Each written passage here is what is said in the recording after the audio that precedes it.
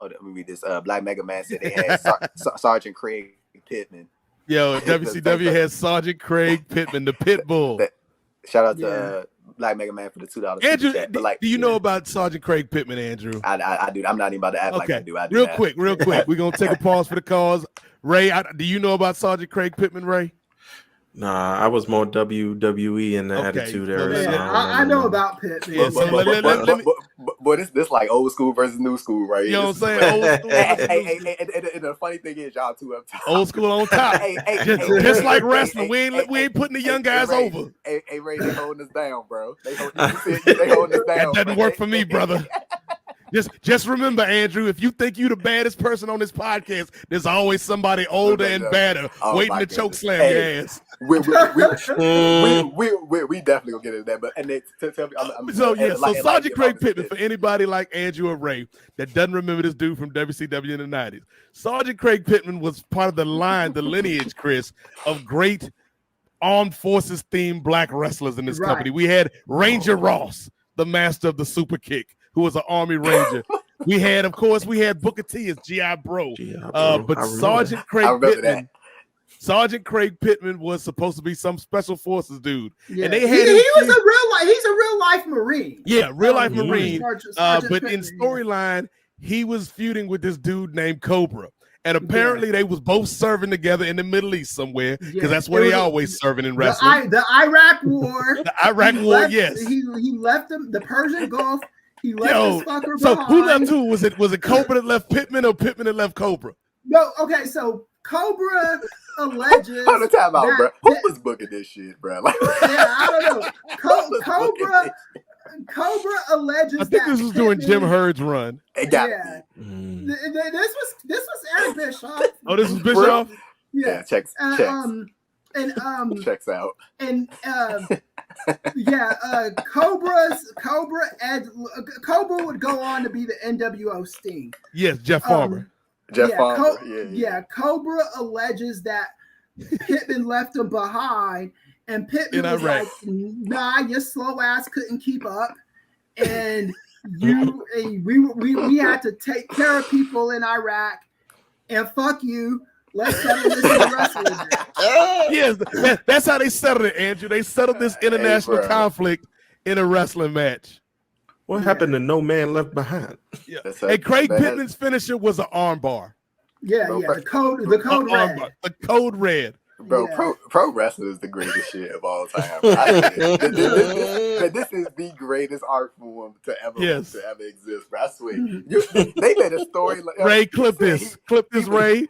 He was mad at him because he left him at the war or some shit like that. Left him in Iraq. And somehow they both winded up. They both made it back to America, made it to WCW in Atlanta, Georgia. We got to settle this in a match, brother. Bro, when I say pro wrestling is the greatest shit ever, bro, I try to say that. I mean it, bro. That's like Big Boss Man and Nels. Like, here we go to Big Boss Man again. Big Boss Man. Look, Nels was like, when I was in jail, and you were the correction officer. Right. In jail, you were whipping my ass every day and abusing me and all this other stuff. And doing your best police brutality. Big Boss Man alleges that no, Nels, you were the one. I saw your rap sheet. You know the shit you did. You were guilty as hell. You belong in jail. They should have locked you up and throw away the key. And, Ray Trailer was talking that talk. Yeah. It's weird stuff. T. Anthony with the $5 super chat. He said, "Hey, wait, please timestamp the Sergeant Pittman and Cobra talk." hey, bro. So just to get back on that point that Nate brought earlier, I do not get how I'm not even about to get it because you know what I'm about to talk about. Right. The comment from you see what I'm saying? Nate, let's just get to the next topic, bro. I'm going a whole rant. You know, let's keep our energy up, Andrew. Let's keep our energy up, brother. People are sending us super chats to talk about this shit. So we owe them the full story. If you're spending your hard-earned money to hear about Jeff Farmer and Craig Pittman. Then goddamn, that's what we need to. Yo, is Craig Pittman still alive? Because we got to get him on the show. He still is. And I've met him at a convention before, and I think he's been on. Is he cool? Cool people? Yeah, he's cool. He's cool as a fan, man. He's an awesome dude. So hopefully one of these days we could get him. That's what we got to do. Hold on. So is Jeff Farmer still alive though? Yeah. Okay, bet. Sure. So what we got to do next year, 2024, Pittman, Cobra, NWA podcast. We got to bring him back together to settle the beef one last time. Bro. Yeah. But one of my dream interviews for this podcast, bro, is to have Mustafa Saeed on. Ooh. Bro, Bro, I heard this story one time about him and Rey Mysterio. Mm-hmm. I'm like, so Mustafa, y'all done heard some of the wild shit he used to do. I've been to this. Yeah. I went to Smoky Mountain shows when the gangsters were starting out. Yeah. So he was talking about how he used to like smoke like pencil shavings and like some other shit. He used to do some wild shit. And he said that one time he was like hitting like a wet blunt or something like that. Like that shit was it wasn't no regular smagular. He had some shit in there. And he was like Rey Mysterio wanted to hit it.